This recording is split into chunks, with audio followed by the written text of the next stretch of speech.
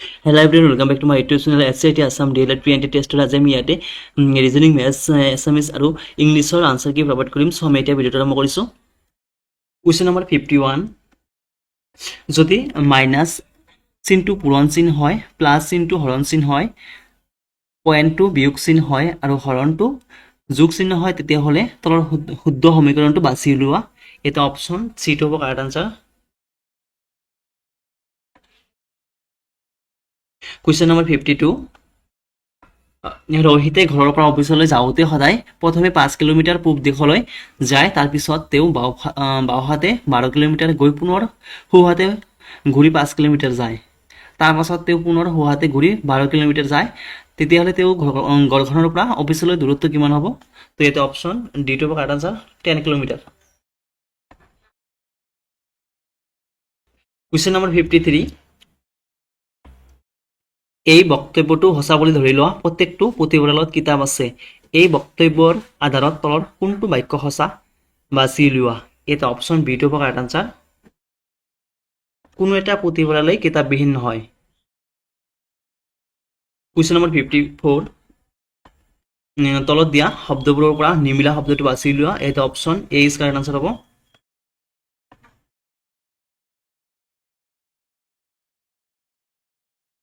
Question number 55 তলত দিয়া সঠিক বিকল্পৰে প্ৰশ্নবোধক চিহ্নটো পূৰ কৰা তো ইয়াতে কাৰেক্ট আনসাৰটো হ'ব অপচন ডি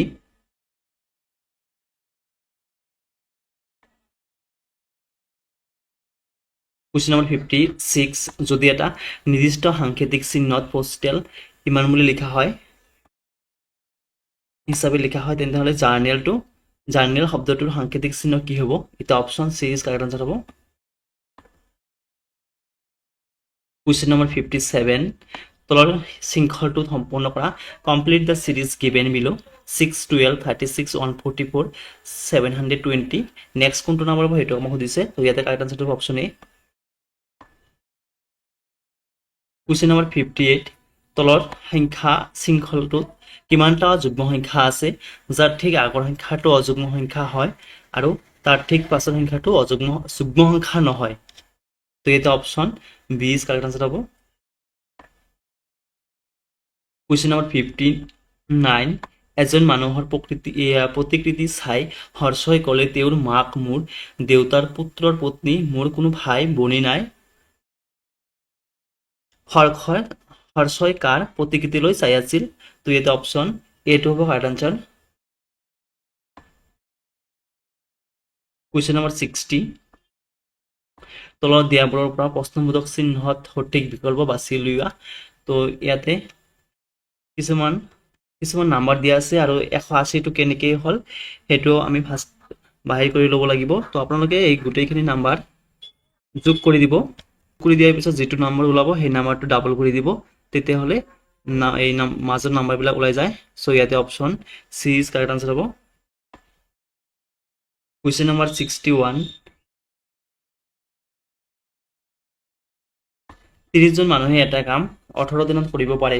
তেনেহলে সেই কামটো 9 দিনত কৰিবলৈ হলে কিমানজন মানুহৰ প্ৰয়োজন হ'ব 30 men can do a piece of work in 18 days how many men would be required to be do the same work in 9 days তো option D is correct answer হ'ব 60 days লাগিব Question number 62 যদি x square plus 4x plus 3 is equal to 0 হয় 0 হয় তেন্তে তলত দিয়াবোৰৰ কোনটো শুদ্ধ এটা অপচন সি টো হ'ব কাৰেক্ট আনসাৰ x মান হ'ব -3 আৰু -1 Question number 63 যদি a আৰু b যিকোনো দুটো অখণ্ড সংখ্যা যাৰ গহাগু a b is equal to 1 দিয়া আছে তেন্তে নিম্নলিখিত কোনটো গহাও a plus b আৰু a minus b হ'ব তো ইয়াতে option D is correct answer হ'ব 1 or 2 হ'ব Question number 64 এটা কোণৰ মাপ তাৰ পূৰক কোণৰ মাপৰ দুগুণ হলে কোনটোৰ মাপ কিমান হ'ব if the measure of an angle is twice the measure of it is complementary angle then it is measure is the option b is correct answer 60 Question number 65 এদিন বিক্ৰী হোৱা ফলৰ সংখ্যা তলৰ দণ্ডচিত্ৰৰ সহায়ত দেখুওৱা হৈছে নিম্নলিখিত কোনবিধ ফল বিক্ৰী কমলা বিক্ৰীতকৈ 50% অধিক তো ইয়াতে অপশ্যন চিটো হ'ব কাৰেক্ট আনসাৰ আপেল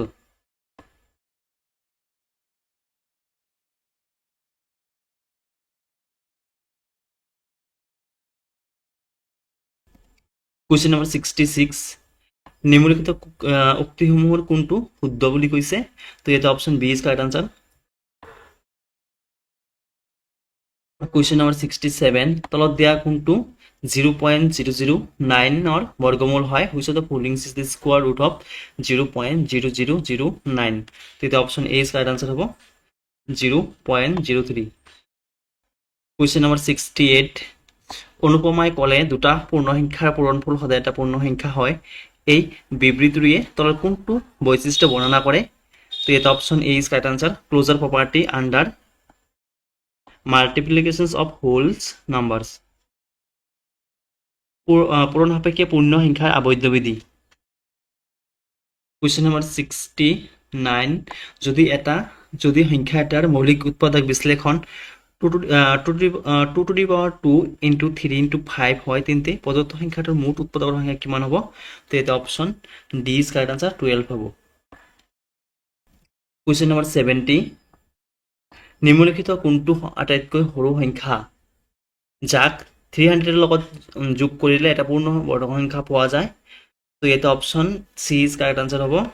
300 লগত যদি আমি 24 এড কৰো তেনেহলে আমি 324 পাম আৰু যেটো হল 18 এৰ স্কয়াৰ কুৱেশ্যন নম্বৰ 71 তৰালিয়ে 44 সেন্টিমিটাৰ দৈৰ্ঘ্যতাৰ এডাল লৈ এক বৃত্ত আকাৰত ভাঁজ কৰি কালি উলিয়ালে যদি তেও একেডাল তাৰে বৰ্গাকৃতিৰ ভাঁজ দি কালি উলায় তেনেহলে বৃত্তৰ কালিতকৈ বৰ্গৰ কালি কিমান বেছি হ'ব বৃত্তৰ কালি বৰ্গৰ কালিতকৈ কিমান বেছি হ'ব তো ইয়াতে option B is correct answer হ'ব 33 সেন্টিমিটাৰ স্কয়াৰ বেছি হ'ব কুৱেশ্যন নম্বৰ 72 সামগ্ৰী এবিধৰ চিহ্নিত মূল্য 1000 টকা প্ৰদত্ত সামগ্ৰী বিধত তপনে দোকানীয়ে 100 টকা ৰেহাই দিয়ে আনহাতে মদন দোকানীয়ে 12% ৰেহাই দিয়ে কোনজন দোকানীয়ে কিমান টকা বেছি ৰেহাই দিছে আগবঢ়াইছে বাছি উলিওৱা তো ইয়াতে অপশ্যন বি টো হ'ব কাৰেক্ট আনসাৰ মদন দোকানীয়ে 20 টকা বেছি ৰেহাই দিয়ে কুৱেশ্যন নম্বৰ 73 ট্ৰায়াঙ্গেল এবিসিৰ এবি ইকুৱেল টু এসি হয় আৰু এংগেল বিৰ ভ্যালুটো দিয়া আছে 50 ডিগ্ৰী হয় তেন্তে এংগেল এ কোণৰ যোগ কিমান হ'ব বুলি সুধিছে তো ইয়াতে 80 ডিগ্ৰী হ'ব option B is correct answer question number 74 মানচিত্ৰ এখনত স্কেল লোৱা হৈছে 1 centimetre is equal to 5 kilometre যদি মানচিত্ৰ এখনত দুখন চহৰৰ মাজত দূৰত্ব 30 সেন্টিমিটাৰ হয় তেনেহলে চহৰখনৰ মাজত প্ৰকৃত দূৰত্ব কিমান হ'ব তো আপোনালোকে ইয়াতে 30 লগত 30 সেন্টিমিটাৰ 30 লগত আপোনালোকে ইয়াতে 5 টো মাল্টিপ্লাই কৰি দিব তো আনসাৰটো কিমান ওলাব 150 kilometre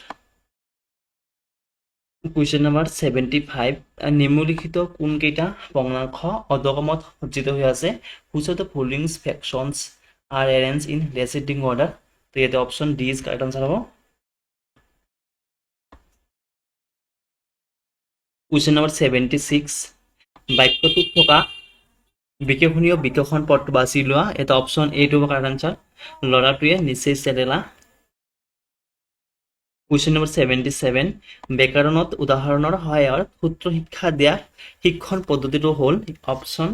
D is correct answer আৰোহী ইন্ডাক্টিভ মেথড নেক্সট আছে ইয়াতে দফাটো পৰা আৰু তলত দিয়া প্ৰশ্নবোৰ 78 and 79 এৰ উত্তৰ দিয়া তো এটা কুৱেশ্যন আছে ইয়াতে 78 ওপৰৰ দফাটোত থকা ৰাগী শব্দটোৰ অৰ্থ হ'ব তেতে option B is correct answer হ'ব অনুৰাগ কুৱেশ্যন নম্বৰ 79 উদ্গতিৰ লগত জড়িত হৈ থকা শব্দটো হ'ল option A is correct answer পৰিশ্ৰম কুৱেশ্যন নম্বৰ 80 প্ৰাথমিক শিক্ষাৰ শ্ৰেণীত ছাত্ৰ ছাত্ৰীসকলক বাতৰি কাকত গল্প বা সাধুকথাত কিতাপতি পঢ়িবলৈ উৎসাহ যোগালে তেওঁলোকৰ তলৰ কোনটো কৌশল বিকাশ ঘটিব তো এটা অপশ্যন সি টো হ'ব কাৰেক্ট আনসাৰ পঠন কৌশল ডেভেলপ হ'ব কুৱেশ্যন নম্বৰ 81 নেগুৰ কটা এই জতুৱা দাসটোৰ অৰ্থ হ'ল option B is correct answer হ'ব অতিপাত দুষ্ট। কুৱেশ্যন নম্বৰ 82 অন্বেষণ শব্দটো সন্ধি ভাঙিলে হ'ব option C is correct answer অনুযোগ এখন। কুৱেশ্যন নম্বৰ 83 প্ৰাথমিক পৰ্যায়ত শিক্ষাৰ্থীৰ কাৰণে নীৰৱ পঠনতকৈ হৰফ পঠন অধিক ফলপ্ৰসূ কাৰণ হৰফ পঠনৰ জৰিয়তে শব্দ উচ্চাৰণ অনুসৰণ কৰিব পৰা যায়। So' option A is correct answer হ'ব। কুৱেশ্যন নম্বৰ 84 ইন্দ্ৰৰ সভাত ফেঁচাৰ কুৰুলি এই ফকৰা যোজনাটোৰ অৰ্থ হ'ল option B is correct answer গহীন সভাত অৱতাৰ্থ মানুহে বক্তৃতা দিয়া। কুৱেশ্যন নম্বৰ 85 উচ্চ প্ৰাথমিক পৰ্যায়ত শিক্ষাৰ্থীসকলৰ মাজত ৰচনা প্ৰতিযোগিতা পাতিলে প্ৰধানকৈ বিকাশ হ'ব পৰা কৌশলটো হৈছে option C is correct answer হ'ব লিখন কৌশল। কুৱেশ্যন নম্বৰ 86 প্ৰদত্ত বিকল্পসমূহৰ পৰা শ্ৰীলিংগ শব্দটো বাছি উলিওৱা। এটা option B is correct answer পৃথিৱী। কুৱেশ্যন নম্বৰ 87 অসমীয়া ভাষাত থকা শ্ৰী প্ৰত্যয়ৰ ভিতৰত অন্যতম শ্ৰী প্ৰত্যয়টো হ'ল option B is correct answer দিগৈ। কুৱেশ্যন নম্বৰ 88 নিৰপহাৰকৰ যুগত শব্দটো হৈছে option A is correct answer নিৰ্ভয়। কুৱেশ্যন নম্বৰ 89 ইতৰেতৰ দ্বন্দ্ব সমাস কোনটো option A is correct answer Ramakrishna. Question number 90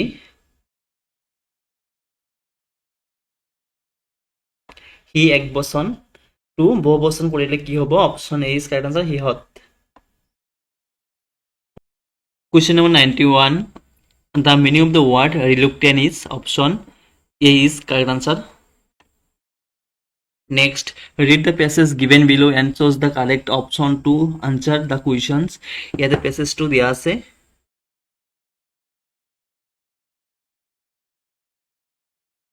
next the question দিছে question number 92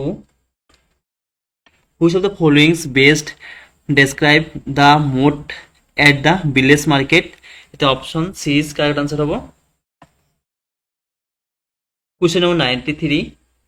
which sentence contains an adverb of frequency. Option C is correct answer হবো। Question number 94 which sentence uses the past perfect tense to make the sentence meaningful. Option B is correct answer. Question number 95 identify the correct verb to complete the sentence. The boy dashed his pen in the playground. Option B is correct answer hobo. Question number 96 he said I am learning French. The correct form of indirect speech for this sentence option A is correct. Question number 97 the correct passive voice from the sentence they are watching a movie is option D is correct. Question 98 the word brave can be used to mean option C is correct answer. Question 99 the opposite of the word generous is option D is correct answer. Question number 100 when the teacher said Ria had hit the nail on the head she meant option B is correct answer. Thank you so much for watching.